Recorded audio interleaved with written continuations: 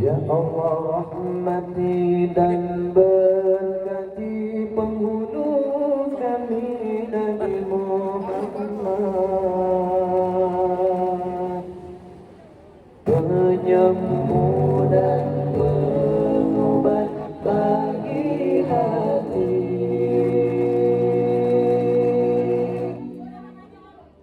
Kesehatan tubuh badan dan kesembuhannya,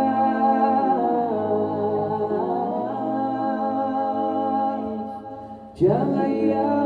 bagi penglihatan dan sinarnya,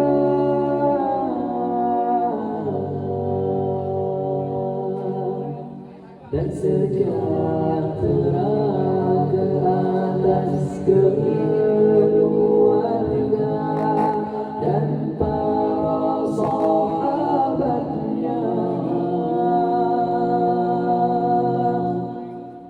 dan sejahtera ke atas keluarga dan para sahabatnya.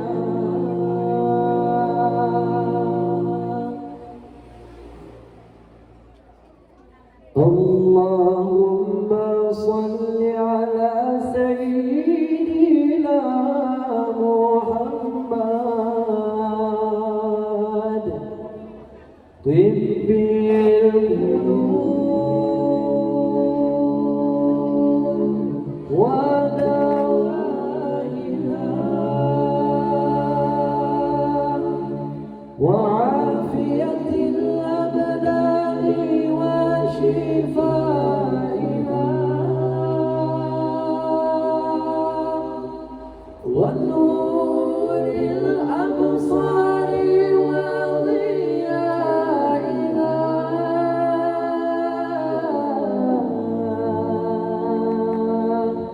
wa ala alihi wa sahbihi wa barik wa sallim